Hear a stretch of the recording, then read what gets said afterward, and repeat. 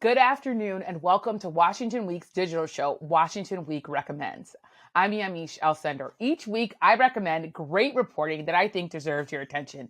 And today I want to highlight an article that recently appeared in the New Yorker.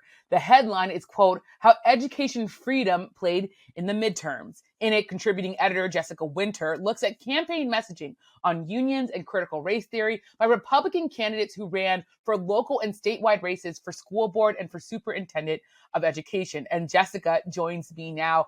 Welcome, Jessica, to Washington Week Recommends. I want to start off by just reading part of your article. You wrote that during her campaign, Republican Ellen Weaver, who won the race to be state superintendent of education in South Carolina, quote, borrowed the sloganeering and buzzwords of right-wing activist groups such as the 1776 Project and Moms for Liberty, which have turned public schools into the national stage of manufactured culture war over critical race theory, L.G.B.T.Q classroom materials, the sexual grooming of children, and other vehicles of leftist indoctrination, as well as lingering resentment, you write, over COVID-19 lockdown. So, Jessica, just explain a bit of your article and the overall findings of what you saw here. Sure. Well, thank you so much for having me. So what this is all about is the parental rights movement, the education freedom movement, which is part of a larger and older movement for school choice. And so the parental rights movement is laser focused, as that quote indicated, on discussions of race and gender in the classroom, on the supposed teaching of critical race theory, CRT, to kindergartners, to sexually explicit materials or even pornography, it's alleged, in classrooms and in school libraries. And so this movement really tries to rile people up about these issues or non-issues, as the case may be, and argues for parents to have more veto power over what is taught in the schools, more veto power over curricula and over books that are in school libraries. And as you indicated in the quote, this movement is most prominently embodied by the Moms for Liberty, which is an activist group that started in Florida about 2 years ago, and by the Political Action Committee, the 1776 Project, which poured millions and millions of dollars into these school board races and other races in the midterms. And the larger movement that they're part of is the school choice movement, which aims to privatize public education through vouchers, through charter schools, even through incentivizing homeschooling.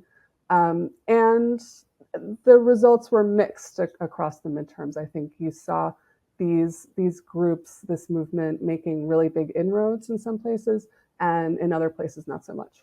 And you talk about sort of the different subjects that they focus on. Explain to people who maybe aren't familiar, it's all sort of in some ways mixed together. You have the transgender rights issues, you have race and the teaching of the consequences of slavery, and then you have that lingering sort of resentment over COVID and asking kids to wear masks. Can you explain sort of the confluence of topics that became part of this movement? Yeah, absolutely. I mean, I think during the COVID crisis, during the early months of the lockdowns, a lot of parents were not only very frustrated because their kids weren't in school.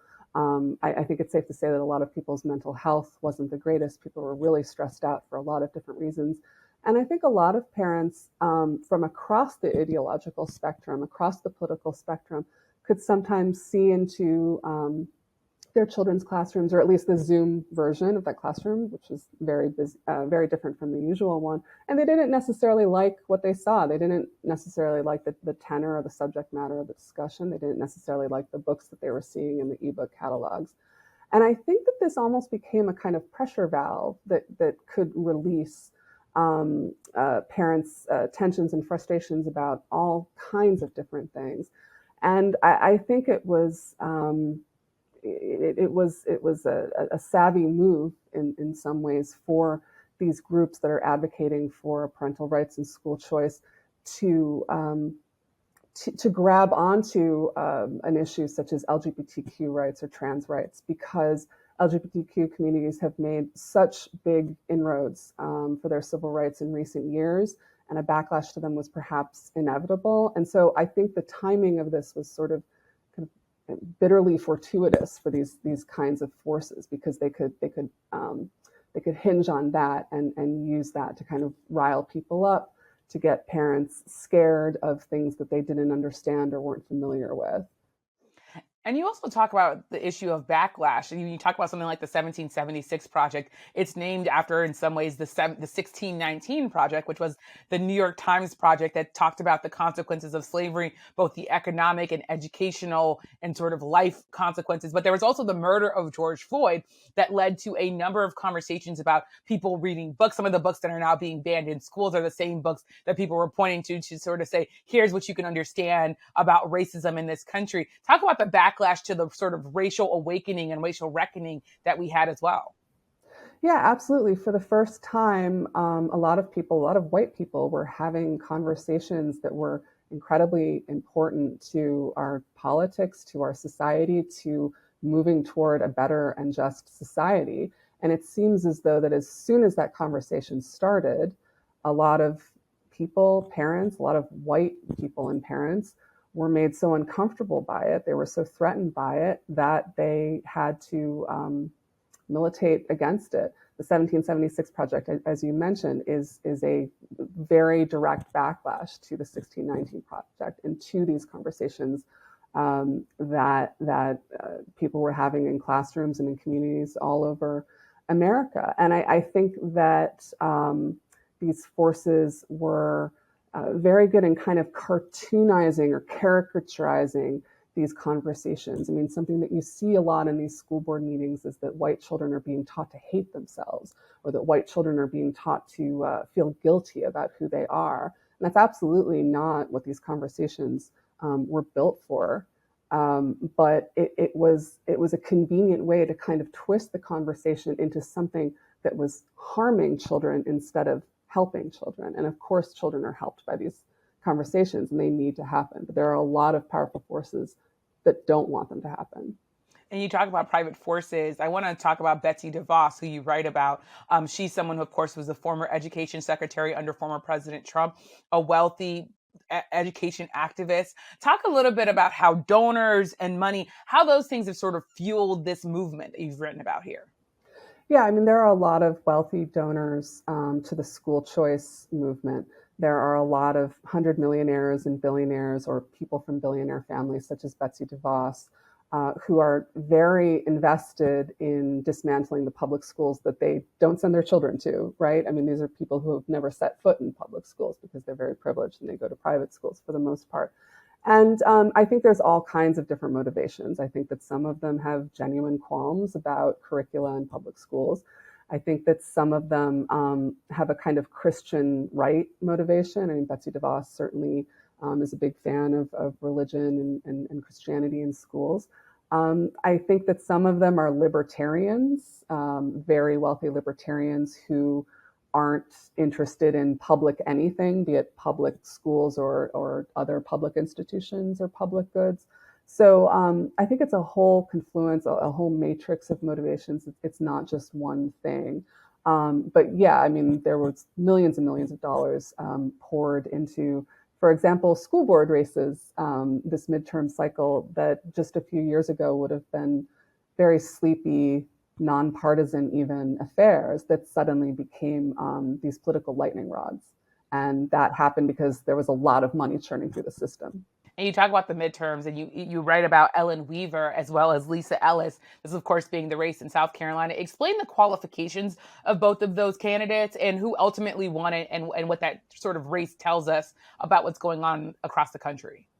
Yeah, I thought that this race really crystallized what the ground is right now in the school wars. It wasn't a very close race. Ellen Weaver won easily, but if you look at their qualifications and their backgrounds, it's quite telling. On the one hand, you had Lisa Ellis, a Democrat, a teacher of more than 20 years experience, and someone who founded a nonprofit that advocates for better funding for public schools, higher teacher salaries, just more support for teachers in public schools in general. And on the other side, you had the Republican Ellen Weaver, who has no teaching experience, who had no advanced degrees until recently. She got a quickie master's from Bob Jones. and who actually runs a think tank that it is in large part devoted to advocating for school choice. In other words, for diverting public money from public schools into private hands that are not publicly accountable. And so it's ironic or strange that a person who is so deeply invested in privatization of public schools and who has never shown much interest in teaching or education as a vocation is now the state superintendent for public instruction in South Carolina. And I think that that really is indicative of the inroads that this movement has made recently, that she could win and really win resoundingly. It wasn't a close race. And in talking about the politics of this, you also write about Ron DeSantis and Glenn Youngkin. Ron DeSantis being, of course, the governor of Florida, and Glenn Youngkin being the governor of Virginia. Now, Glenn Youngkin just made some news just in this week with the standards that his administration has put out. There's some that have noted that he was even at one point, even though I think they've changed the document in the last few days here, they were advocating not even to teach students about Martin Luther King until after elementary school. And then you have Ron DeSantis, who wrote what some people call the Don't Say Gay bill. Talk about the politics of this, especially when it comes to national politics, with both of those men being people who are, some are looking at as 2024 candidates, how all of that gets wrapped up into this. Yeah, I mean, Glenn Youngkin's surprise win was really a big step, a big sign that the school wars were going to become a national controversy and a national political prime mover. Ron DeSantis is really kind of an avatar. He's a hero of this movement. The Don't Say Gay legislation, his anti-woke legislation, his railing against CRT. I mean, that is the script for a lot of these school board candidates and a lot of governors. You see Greg Abbott in Texas taking a very similar line. These ideas are really firmly entrenched in Florida and Texas and elsewhere. So looking at the midterm results, for example, not only did Governor DeSantis win in a blowout, but unusually for a governor, he endorsed 6 school board candidates, all of whom won their races, all of whom are conservative Republicans. Moms for Liberty endorsed more candidates, and most of them won in Florida. In Texas, 2/3 of the state school board seats that were up for grabs went to conservative Republicans who follow a very 1776 or Moms for Liberty line. So I think those are the states and those are the governors who really made hay out of these issues. But an interesting kind of correlation that you see is that the states, the New York Times just ran a piece about this, the states that are most restrictive on what teachers can teach, the states that are most prominent in directing teachers, don't say this or don't talk about this, they tend to have the biggest and most dire teacher shortages because that kind of hostility, that kind of restriction, that feeling of we're watching you, we're watching what you say, it just adds to the many, many different reasons why teachers are so demoralized right now and why they're leaving the profession in droves. And I think that this is a really crucial contradiction for the parental rights or the school choice movement, because they present themselves as being supportive of kids and families, but they're driving away the teachers who are going to teach those kids. And I don't know if they have a solution for that. It's such an interesting point that they might be leading to a teacher shortage. Before I ask you about one other part of your article, I want to ask you about, you said that there are mixed results here. Talk about the examples of places where this was rejected, where you saw people say we don't want to see restrictions in our schools, we don't want to see these conservative movements have influence here. What were those states like?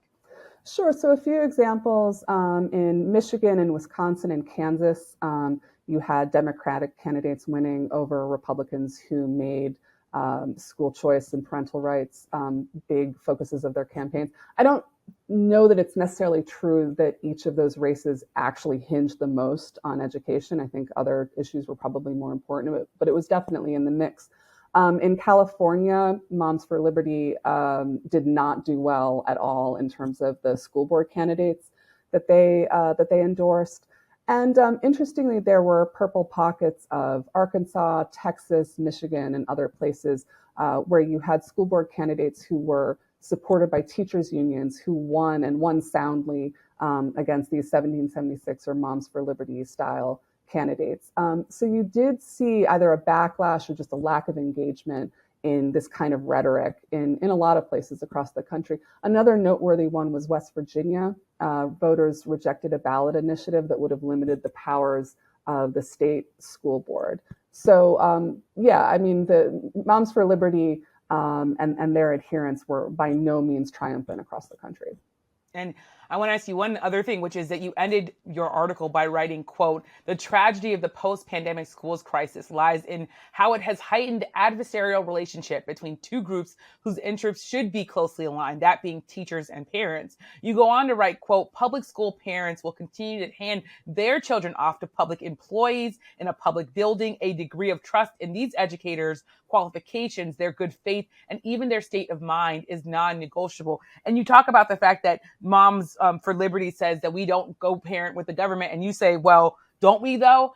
Answer that question for us in the last few seconds that we have here. Talk about that.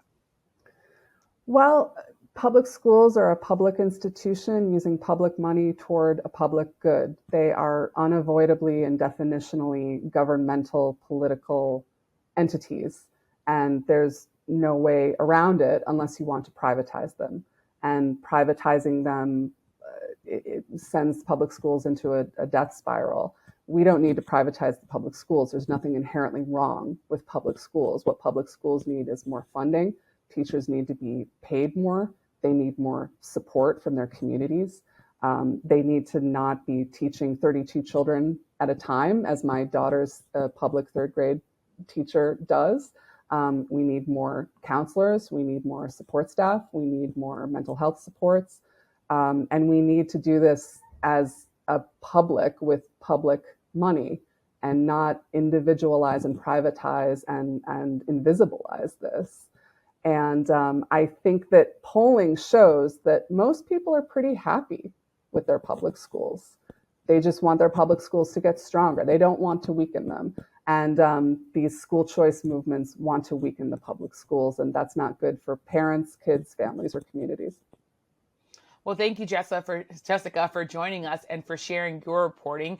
And thanks to all of you for watching yet again. Washington Week Recommends. You can find us here every Friday at 12:30 p.m. Eastern Standard Time. And of course, be sure to tune in tonight to Washington Week on PBS. We'll examine the continuing fallout from last week's midterm elections. Thank you so much again, and I'll see you tonight.